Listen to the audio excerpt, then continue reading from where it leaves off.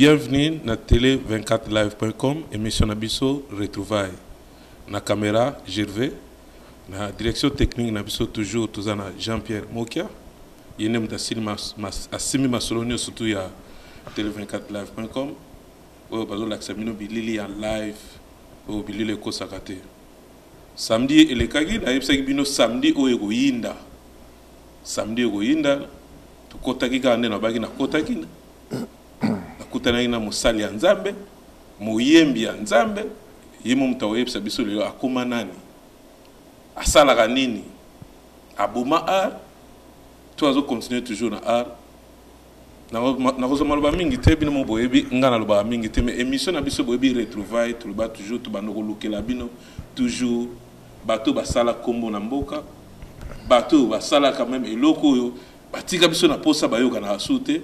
Et puis toujours, tu vas nous loquer la bino bateau, ba connaissance la bino toujours on surtout au ba mona na raté. Net dernière fois na epsaki bino parti o yaza na kati ya Lille, ndeto solo yaki parti boti, donc na kati ya Lille au retrouvailles mutuna yo sepelaki o epsaki biso ça c'est notre mission. Bit na biso za to loquer la bino toujours bateau ba salé la biso ba kombo pi bateau yo mona raté. Bateau yo mona raté to fanta bango te to solo na bango. Ekozala biso to pesi kombo mutuna soka yo kinde ba dazo ko benga biso ne boko retrouver mutuna bino. Donc na soirée ya lelo to yambi na soirée po to linga ki penza ke makamno surtout ezala calme makamno surtout ezala na kimia to yambi na poko lelo eza bon mosali na Nzambe o to yebisa bino ebite so na obenge pasteur bino obenge chantre caché cachala. Boni papa. Kimia Alain Kindeki. Ezali pas pour na mona yo hein. Non, pas si comme tel te tozali na mwana Nzambe tozakaka. Ah. Musalo bomi. Te musala etoko bomate ko kufa te. Ya Nzambe kufa na honte. Ezalaka. Toke na mo mulai. Caché lobimi kamba la moko sanjolama. Or to yebi ke usala babiloko ye belé ya malamu. Mbala mo na sanjola tozonga na mwa mukesi ma musique bande on ndenge ti okomilelo na sanjolama. Ndeko histoire ngoza mwa mulai hein. Eza mwa mulai nga musique chrétienne na bandi yango depuis 1979. Ah bon? Depuis 1960 non 1978. Wana ozoki makimano na ba classe ndo bani musala. Non nazoki ma classe te nga naza mwana pasteur na botami na ndako ya pasteur na koli na ndako ya pasteur. Donc eza makambo yo to banayo déjà depuis na ndako quoi. Donc eza le côté que oh nazoki ma classe non. Pas ça parce que comme ça ina to yeba mo soki. Comme on est Kachala. Oh. Donc perception mo biographie na moni mo kengeli bana mo kengeli ba biso ke ozaki pe okimano classe mais to lo bande ni to zo kaka lo bana mo kengeli. Rien so muta ebisio makambo ya lobi wana akosi na ye ngazaki parmi ba élèves moko très bon hein. Donc ba élèves donc bana bien pena ya école. À telle enseigne que na kati école na biso na institut pédagogique Mokengeli de Lemba pour nga zamona ya Mokengeli pena na Lemba wana na super Lemba et na école nazaki kutu nazaki responsable ya chorale à école et en dehors de cela nazalaki bien que nazaki étudiant mais nazaki aumônier adjoint ya pasteur na biso aumônier. C'est lui qui s'occupait de la spiritualité na niveau école. Donc nazaki toujours yango nemtetindaki osala musala Nzambe parce que lobi na 1988 au bandaki déjà ko non na lobi na bandaki na 1978. 78 na yoki obiete. Donc 78 nazaki nanu pena elenge pena jeune. Tango si classe ok na bêtise supérieure. J'ai grandi dans une famille chrétienne na koli na libota ya bato ya Nzambe. Et tant moi âge comme poussana moi moké et na 78 nazwaki décision personnelle ya wayamba Yesu comme son Seigneur et son Sauveur personnel. Amen. Nazwaki décision et bateaki ngai na yambaki Yesu na comprenaki Yesu et na kotaki na mai ya baptême. Et après baptême na ngai nde nasimi nzela na landi grand frère na ngai na chorale pèlerine évangélique de Kinshasa ezaki na église ya CPK Yolo juste derrière le marché ya Yolo Sud. Wana umelaki mwa mingi wana na umelaki pena wana et nde place vraiment na yekoli musique pena na esika wana. Tozonga na mwa mukesi malobi aussi sina mukengeli après mukengeli ba classe ni oyolandi après mukengeli. Tant on asisaki na mukengeli na 89 90 na bimi wana na kei na université de Kinshasa na faculté à droit na sali na faculté à droit une année je pense et demie na 90 91 tant trouble ya bindo nguma mobulu ebimi babeti mama isalu désordre salami et c'est ainsi que nazo une décision robima na kin na Afrique du Sud donc na 91 91 pour na bato balela le poto ba français donc na 91 abimi na kin Afrique du Sud.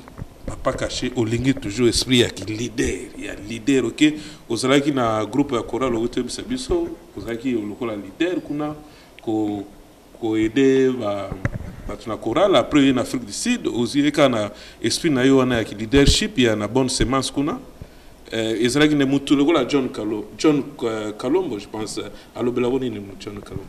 Non, John Kalombo c'est vraiment un bien-aimé que Nzamba kutanisa biso na lingaka ye mingi ti lelo d'ailleurs auta benganga lelo pendant que tozaki na répétition parce que beaucoup tinga na église hein, donc toute la journée aujourd'hui j'étais ici à l'église on a travaillé on a fait la répétition abenga nga peto solaki ya azana Angleterre na Manchester et c'est un bon frère Nzamba kutanisa biso na Afrique du Sud on a commis asangisa biso Nzamba asangisa biso na église ya Weshama oeza église na en Afrique du Sud ya Chama assemblée donc ndé tokutana na président John yazaki président choral ngazaki directeur technique et nous avons travaillé nzamba sali bisongolu et tosaki otokai ko sala et c'est que no sala OK no sala groupe na yo benga ki upper room non. Le problème c'est que ozo ke nango mbango ozo ko anticiper. Non parce que ozo expliquer ngai na 80 yo kasko na betelo lisolo ngo bien. C'est ngana za besoin pour ngai. Voilà. Ba za besoin li solo ba pesa ngai ba surtout ba Afrique du Sud dems vidéo ozo kama solo lo ba na tuna.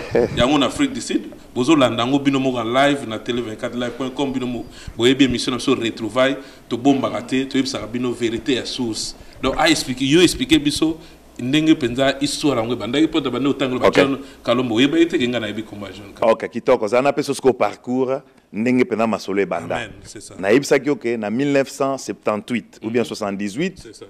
Na intégraki chorale o ebengami na kombo ya chorale pèlerine évangélique de Kinshasa na église CPK Yolo Sud derrière le marché et derrière chez Maître Toro ou bien Hôtel du Midi dans Batbana Yolo ba église wana place ezali ti lelo ezakanango donc na côté na chorale pèlerine évangélique et pas wapi grand frère nangai azaki dirigeant à chorale et nous avons travaillé j'ai travaillé dans cette chorale là et pendant plusieurs années de 78 à 84 j'étais dans cette église là dans cette chorale tant on a longé na chorale wana tosali chorale auto bengi bonne semence. Voilà, c'est ça. Voilà, tosali bonne semence et na bonne semence, on a travaillé, on a même enregistré album moko a cappella l'air wana ba studio auto banda sika studio sango malamu bandi to kende to resaki album na biso ya na studio sango malamu et après wana et na banda diriger chorale école na Mokengeli de Lemba. Et après, tango tosisi, tozu ba diplôme na kena université na 91 et indi mama isalu bindo nguma et belé na bimi na ngai na kena Afrique du Sud. Tango na komi na Afrique du Sud na banaye ko samba na église Upper Room. Voilà. Na Upper Room ezaki église ya Mindele mais tozaki na pasteur moko de Gracia Spika azati lelo na Afrique du Sud et pasteur Pika abanaye ko sambela abanaye ko diriger branche francophone ya église wana. Alors, avant de diriger branche francophone église wana dans l'entretemps, abana pe ko sangana sous une église mususu ya Weshama assemblée. C'est ça, voilà. Alors, ngai na intégraki église wana francophone branche francophone na Upper Room. Alors, pendant que tu as travaillé na Upper Room, ndé place ko na kutana ki na John Kalombo. Voilà. Na moni quand même ondima ozondima voilà. Na kutana John Kalombo na chorale wana Upper Room to bandi ko travailler. Donc c'était une branche qui venait de commencer, donc je peux dire que Bissonne ba to banda kiango. To bandi et to formé pe chorale wana. Tant to formé chorale, to bando sala musala nzambe et tout ça là, et c'est là même que j'ai été découvert par les Sud-Africains. Babanda ko leka après ba yeko betela so tour, ba moni que non, ah mes frères oyo azana talent hein. To ko sala quelque chose pour naïe. Alors tant banda ko ya bazo assister na ba répétition na so na ba ite que baton baza banani. Nzoka baton bazaki ba grand dans la musique. Et après, bah prochain babi que non, biso toko promouvoir yo, toko simba yo, mon kan ne masolo ezalaka, ba sali masolo na bango, na yoki na bi problème ezate, ba meminga isiko na record company. Voilà. Alors tant ba meminga na record company, compagnie monene en Afrique du Sud, RPM. Wanaka yo mo ba memi. Bon, en fait, en tant que leader et responsable, voilà. Donc ba memi ndengai. En fait, les wana bazinga ba produire ndengai, ba nga ba produire ba choralité ngai. Eza ndenge na bino ba voilà. Batu ya église ba chante bolinga kaka bino to mona na ba musique mo kilimisanga na kato mo maloba bato mo kilso azo voyager nde bino mo benga musique profane ba musicien amemi ba musicien na bango nyonso to au mona église mo kili otanga ba kombo ba musicien nyonso to yebaka mais et pas na bino ezala kaka caché kachala to yebaka te caché betena nani soko ke pa ba collègue na otanga kombo te parce lelo ezayo au monde a kaka bangonde ba yebanaka o expliquer biso be na tout le manano wana na biographie na yo mais na moni ndiro lo bino vérité te non parce que auto tangela nga John Kalombo yebaki wapi mais John Kasi yangwana ngam na tangelo John Kalombo tema otangeli ngai siko oyeba parce que ngate mutu na yebisio siko yo yebi ndeni ngaka muna yebi batu ba yebi te non ba yebi le problème c'est que batu batanga na bango ba CD na biso te na ba DVD te ko tanga zande mususu na boko tatoza na kati po nazo sinale bino pe toza na kati église esika oyo pasteur Kachala pe akambaka azali pasteur na kati église donc nazo ba na sens que nde to mona ba misi ya mokili nde bino bobenga biso no sto yebike ba musique profane soko tangi lokola mutu intel oyebina mutu ata mutu ya sima betela ke bon ngape na tuno ke so yeba ba ondeni parce que ba leader na bango batanga ba kombo na bango non ba leader batanga ba kombo te otala ka ba clip na bango ne ozo découvrir que non oyo aza chanteur oyo aza guitariste oyo aza drummer alors soko ozo tala pe ba clip na biso okuta drummer azali okuta pe nani azali soko ozo tala pe ba concert na biso au mona que non drummer aza kingandi soliste aza kingandi accompagnateur aza kingandi ko chaka particulier te to ken malembe passer to ken malembe parce que na kota la image na omona teke muto kingandi maintenant on a l'image de tinga la baga toujours na caméra eza Gervais mutino sabi que tanga zona na bililia Alain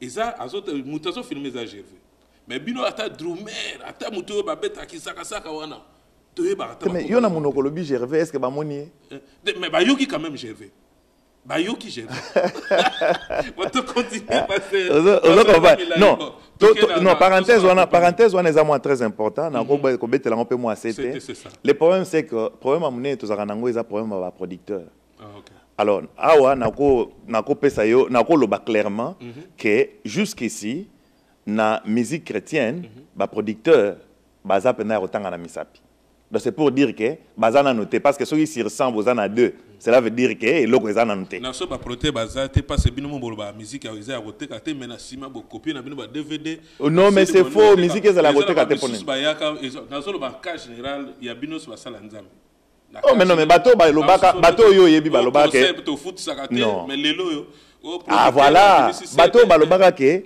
musique ezala roté katé bazaka dans l'ignorance lelo ba comprendre ba comment teka musique ozo comprendre oui. Musique qui est un talent est un don o nzamba investir na kati na biso ozo comprendre nzamba investir don na kati na yo po don wana et travailler po don wana et botambuma ozo comprendre donc ce qui ozo faire fructifier don na yo te okufa pauvre okufa nzala par conséquent ne condamne pas Dieu.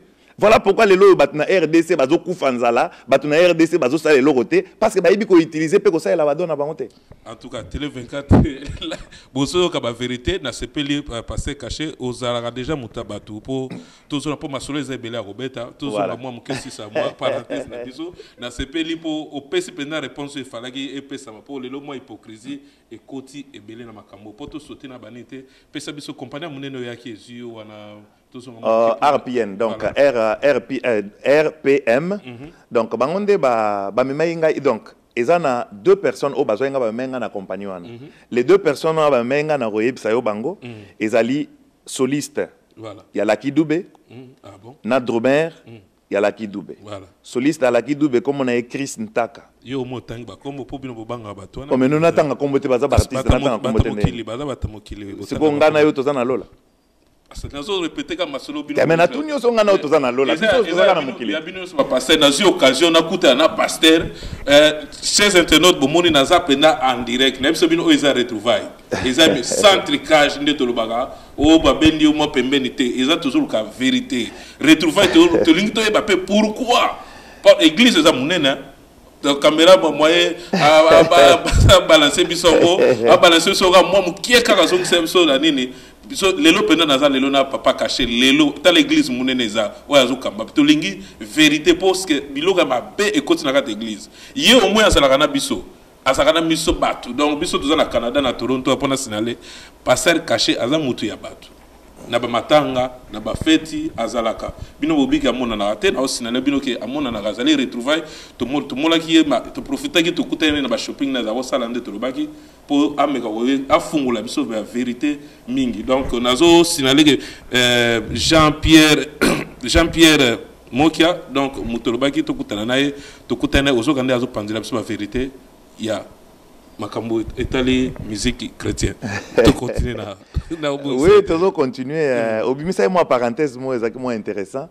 Le problème c'est que tozana lolate. Tozana ngano tozana mokili biso tozana na mokili. Non, continue là qui doit comprendre. Vous comprenez. Donc il ne faut pas tout ça là-bas système on dirait que non trop spirituel non. Donc TST to boy. Tozala batu normal. C'est ça. Et tout même Batnanzela Ankolo. Donc, c'était Ray Mohono, le drummer de Lucky Dube à l'époque, et Chris Ntaka, le soliste de Lucky Dube à l'époque. Nde baga au sollicitenga, bon na yeba bangote ke baza banani. Batu baika babi que non en tout cas et ozana talent, masole otambola bien. Wana 93. Que non toko produire yo, nandimaki ba meminga na maison ana RPM, allez.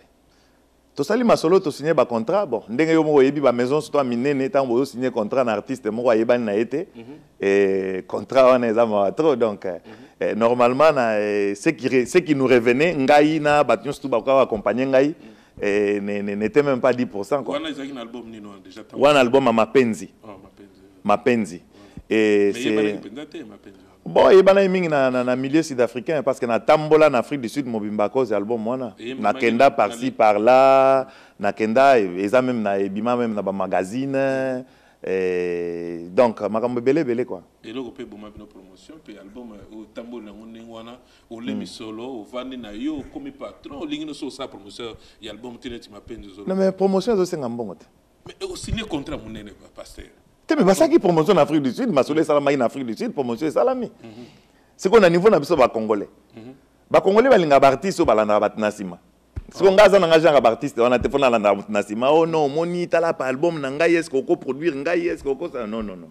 Ouais ça perd ta temps. Parce que le problème c'est quoi? Ngai naza serviteur de Dieu, je sers Dieu. Et c'est Dieu qui m'a donné les talents. La Bible dit, c'est la bénédiction de l'Éternel qui enrichit et il ne la fait suivre d'aucun chagrin. Donc, si vous avez pambolinga na likabo o ya koyembela ye kosalela ye, nako ba olanda bat nasimate. Nako za na ba chagrin te. Donc, na ni mutu nasima après mutu nga meli na yenga ye après nako mo lela. Mais ça ce n'est plus la bénédiction de l'Éternel. La bénédiction de l'Éternel enrichit et ne la fait suivre d'aucun chagrin. Donc, de naza boye nazota elankolo. So nzamba simbi mutu aya kosala nanga musala mutu wana ye tosali musala pona lokumu na nkolo ngana pamwami ye papa mbwami Kams Kabemba na Niki Kayowa boyoki ba réponse yango wana bon tokene na mamuki na makambo tali seben toujours ba parcours na yo penda ba comprendre nango ke ezalaki et puis promotion et puis et seulement penda malamu te ngozo na milliers na biso congolais. Wana par rapport à l'album Aliboso, il y a Mapenzi. Mais en dehors de cela, il y a eu l'album Sanjolama. Et voilà. Toujours qu'il y a quatre cas de musique, parce que si vous avez un cas, ou toujours que vous avez mais toujours un cas, parce que tous les gens qui ont appris à musala nzambe tika na bwa koloba fleur uzala biso le nyoso tout na ba problème makamnyo so soki problème uzala pena na différence penza mingite na tokene na mukeli kamotali seben on dirait l'inspiration est bien soute. Beaucoup de donc c'est comme même 28 minutes c'est ben. On a 4 studios. Donc tu comprends que banzemo msuboye mela biso bosomba na bino banzemo wana po inspiration ezate ne inspiration ezate beaucoup na bino bataba c'est ben. Non, mais nazo comprendre te frère Alain. Yebisanga inani comment yo lobi que non to komi ko batama derrière ba c'est ben donc beti 35 minutes. Pesanga exemple album nini o yo yebi. Non. Pesanga exemple album ni yo yebi ya artiste nini o yebeti 30 minutes à seben. Batbalanda ba yebi. Non ezana ngote. Ba question eza nga ba réponse eza. Habité mais ngana yebi soke ezandete. L'album nous surtout y a artiste on a des artistes chrétiens y compris moi-même au coup d'un album moi te babeta c'est ben à 30 minutes et ça li parce que tout ça là-bas les lots na landa peut confrère na mo sala pe musique pour na tanga comme on a été na ba nani ba site na biso pe ga internet à lobby bino mo beaucoup mo sala au moins titre moko album et bimi 15 titres kaka moko kaka chilo musu c'est bimi par exemple Sanjolama net ba yebi ka yo sala succès o ba oya sima bi na me Sanjola mani na sombi na banzembo be inspiration za na obino sute na me kaka Sanjola mana matalikolo wana eza question moko eza etali bino nyoso do basala bato ba yemba ka musique nzambe non na ndimite na sens ya que ba musicien nyoso tu ezala ya mokili ezala ya nzambe ba yemba bolingo est-ce que to changer thème wana ya bolingo mais ba titre za la fa thème est-ce que to changer thème de titre to como banga na kosoma na tunite na tunio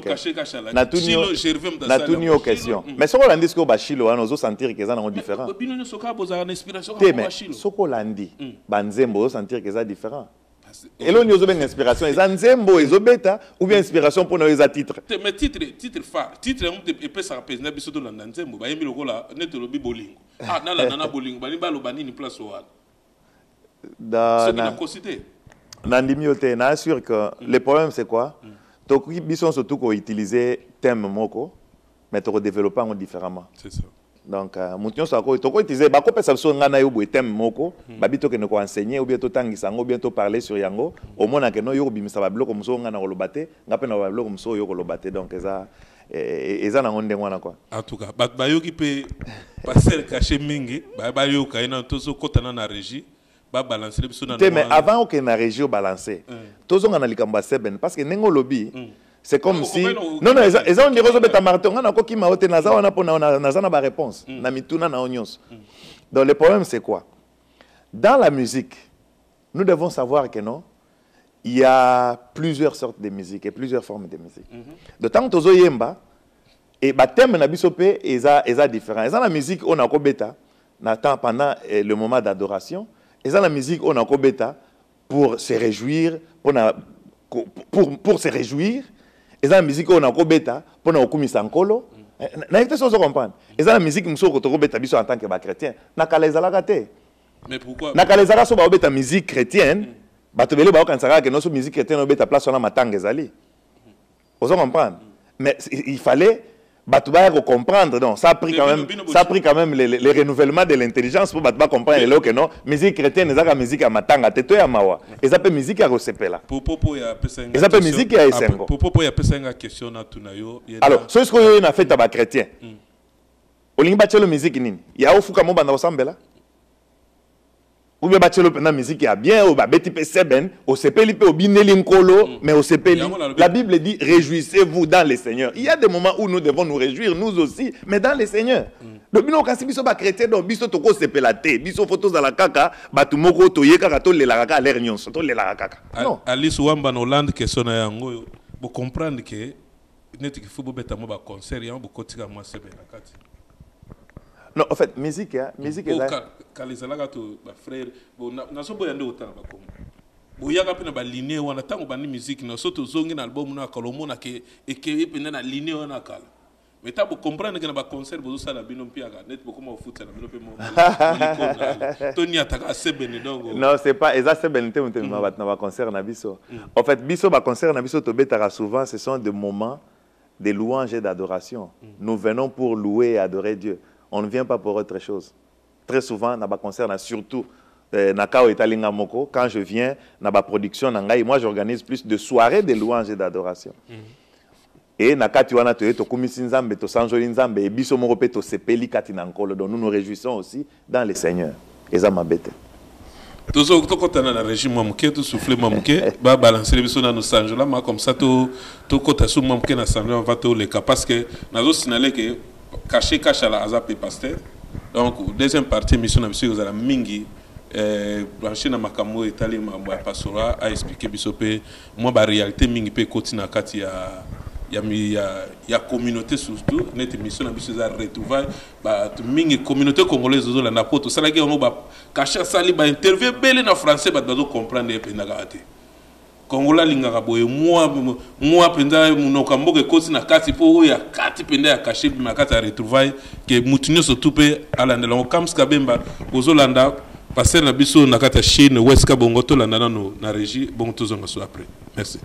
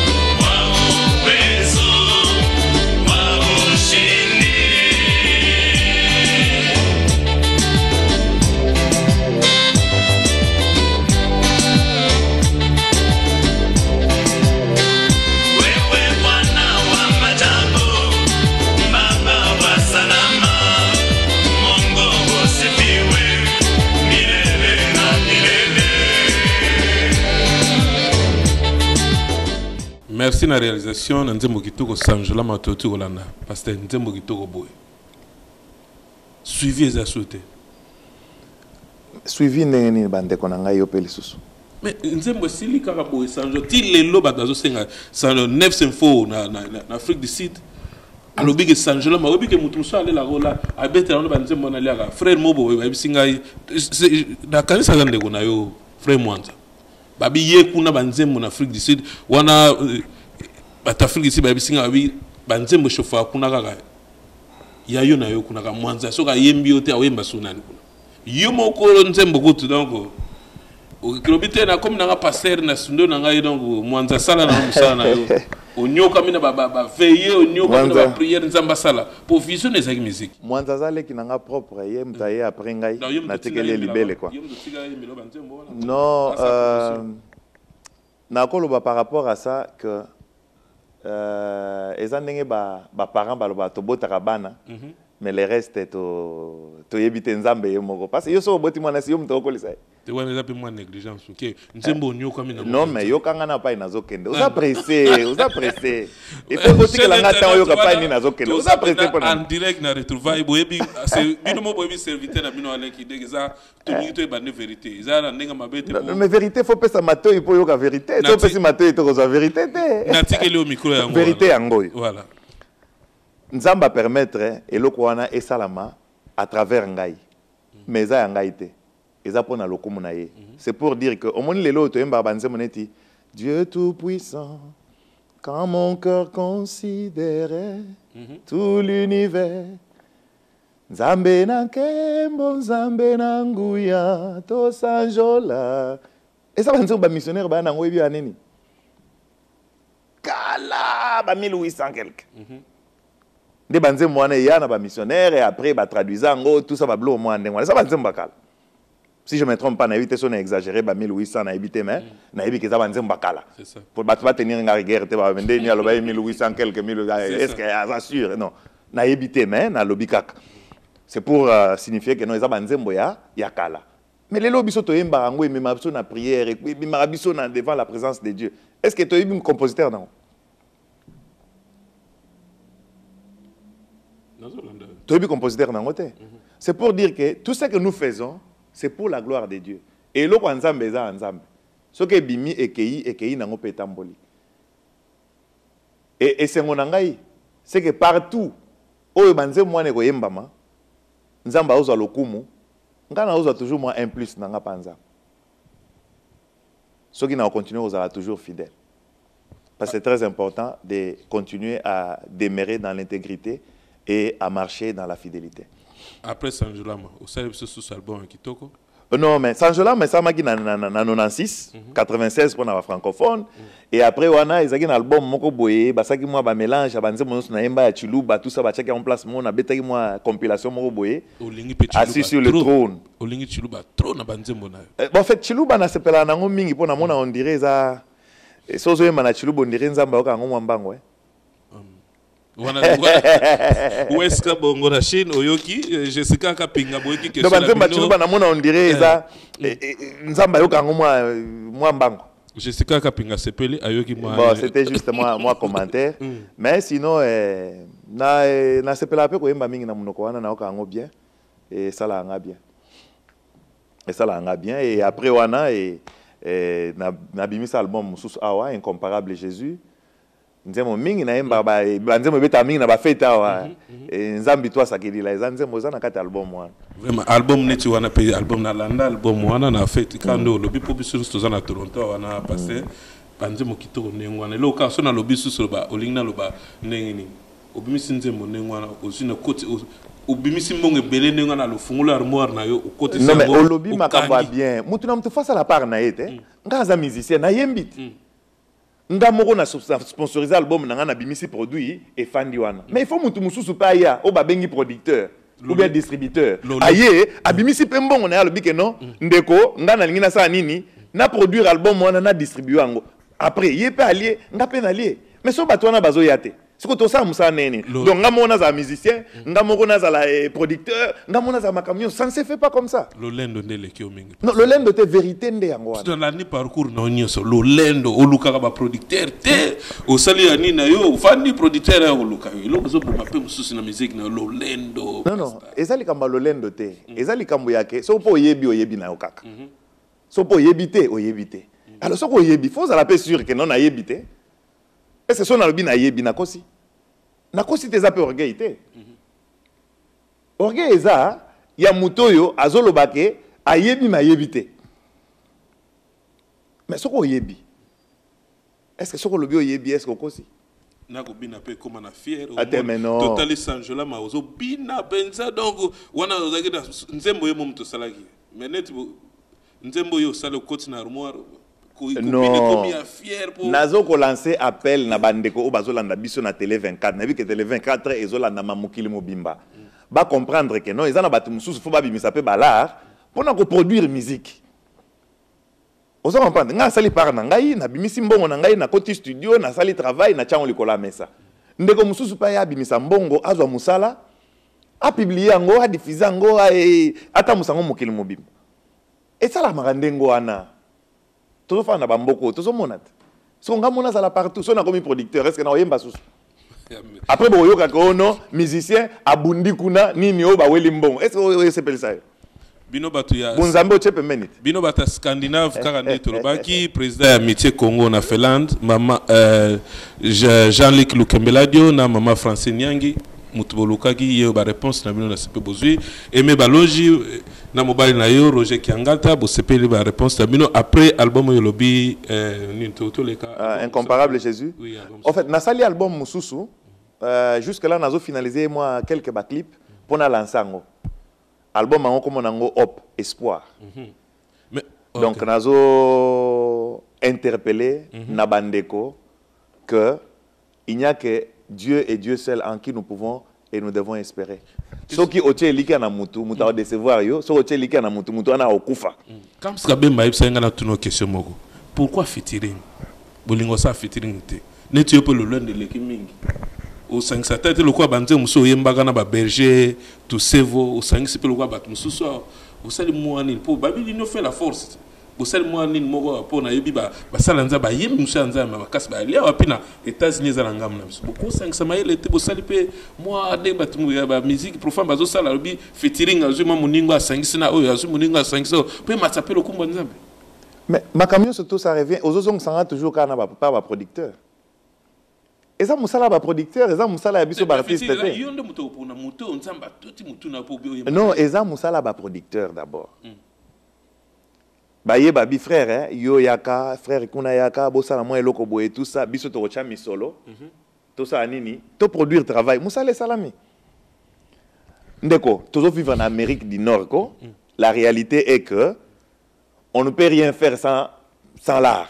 Donc mbongo il faut ça pour Moussala salama bien.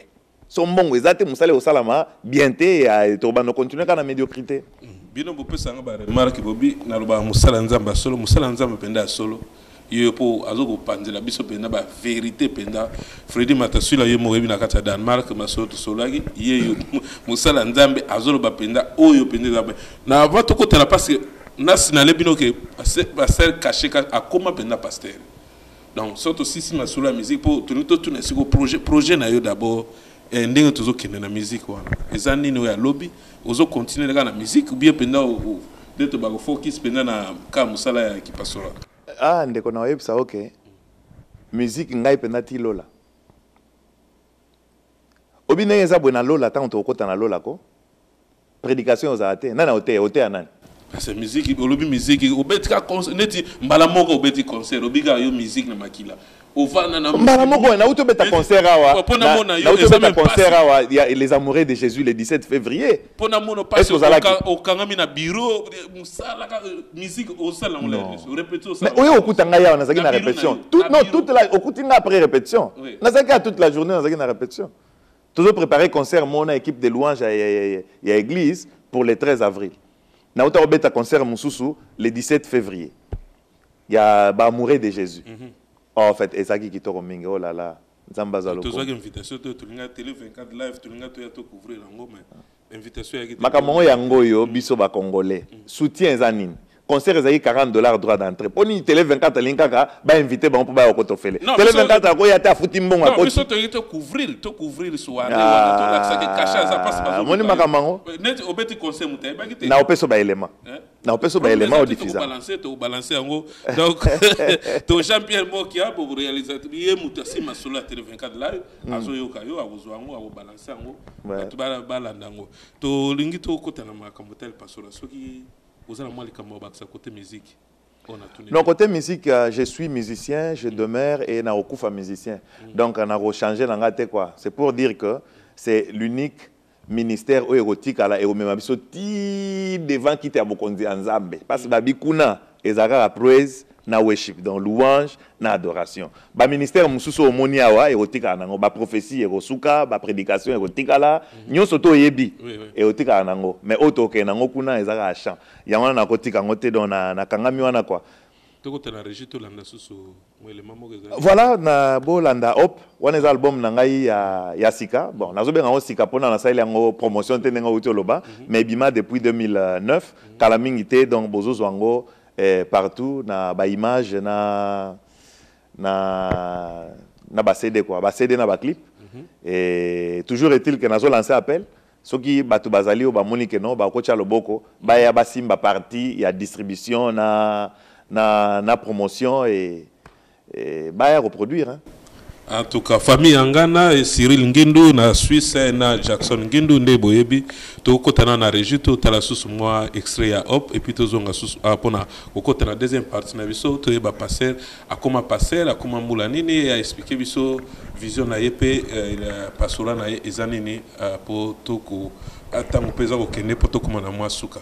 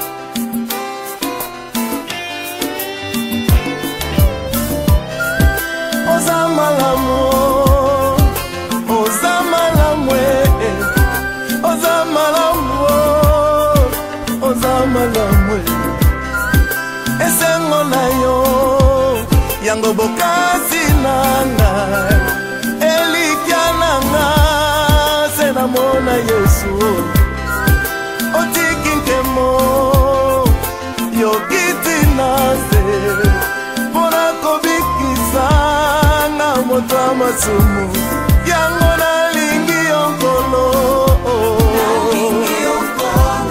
mokolo yo azade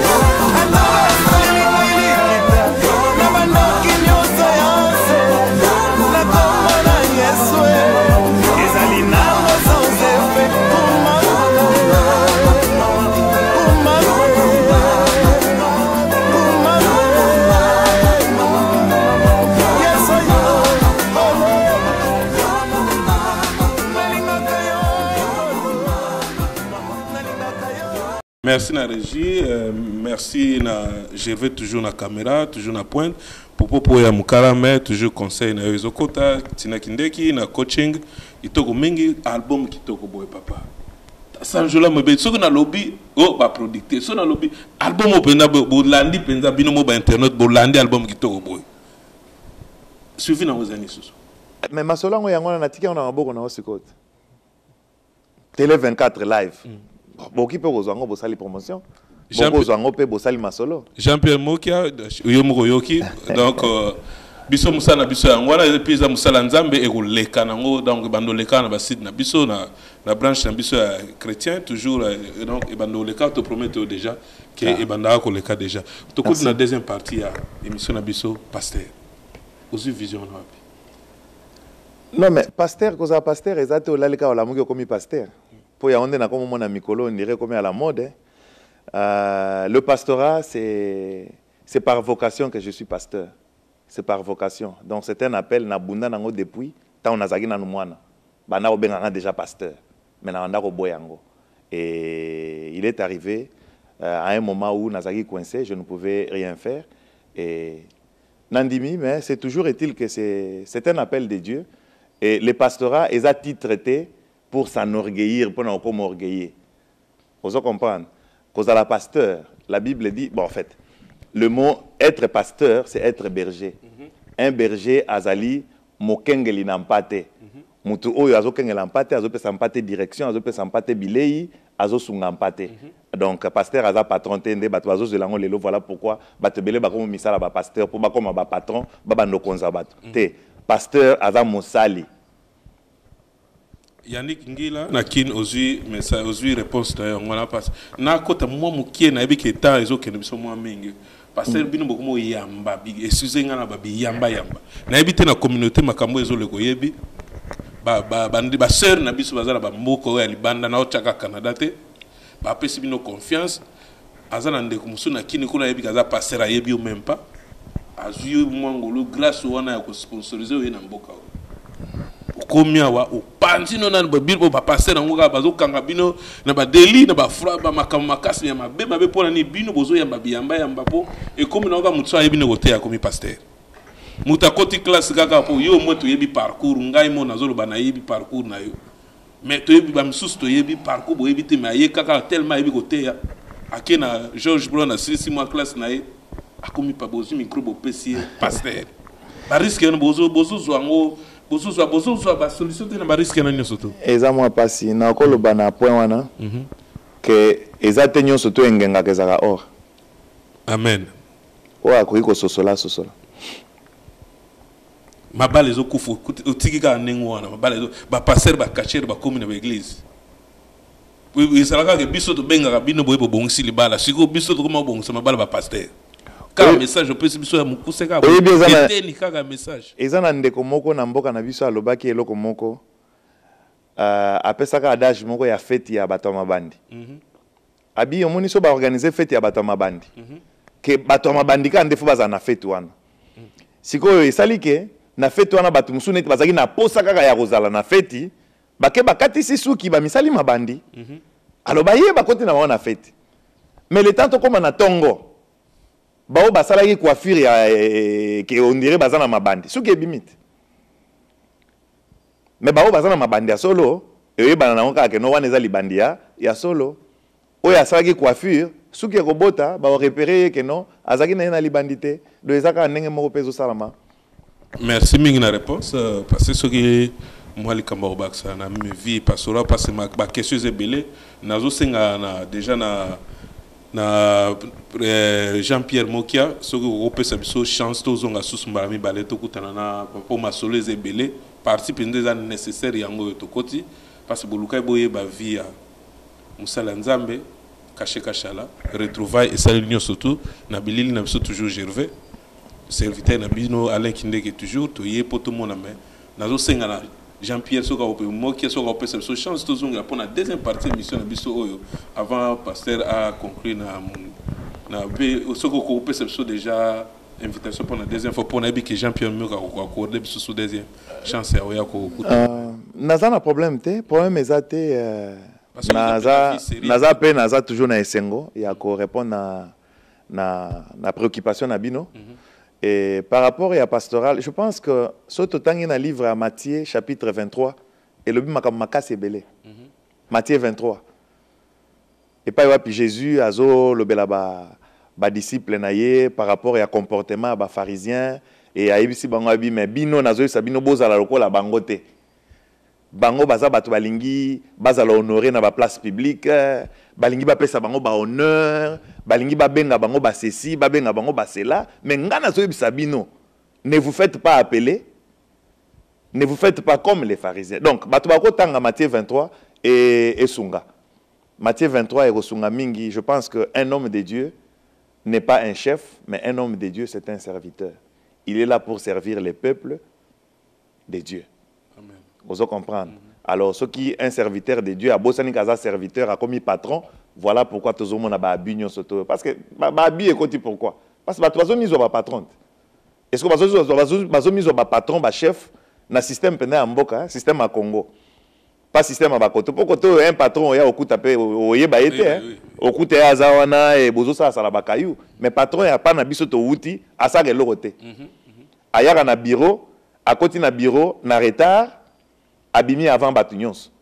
Et tout le temps qu'il passe au bureau, il ne fait rien, il est en train de causer, il est en train de manger, il est en train de passer tout son temps à signer des documents. Abimi na 16h à zone nanda abi aujourd'hui j'ai beaucoup travaillé. Vous comprenez la mentalité. Donc, c'est cette mentalité de Batumsusu Bazu yango baye nango tina ministère pastoral et bakanisi ke eza makamba ko sakana. Mais kala mingi te nzamba ko s'occuper na batwana. Merci mingi, merci na Gervais toujours retrouver émission na bino na télé 24 live.com. Nenga moi question ya mukeka ya suka ondi maka moi bano limbisa na bi moi bana mi bano baye lelo na musique chrétienne. On dit ma bamba ba yeli bino fruit ni asika pour bino bosalaki bango pe baye na moi vague na bango on dit ma bango. Non, en fait musique chrétienne eza makamba ko ndima to pe ko boya ko ndima te, c'est la grâce de Dieu. La Bible dit c'est Dieu qui fait grâce à qui il veut. Ça ne dépend pas de celui qui court ni de celui qui veut, mais ça dépend de Dieu qui fait miséricorde à qui il veut. Donc nzambe sera pesi ngolu na mutu. Azala mwana, azala mukolo, nous devons respecter la grâce. Non, la musique, quand même, toujours on a la musique, musique, bazo betalelo.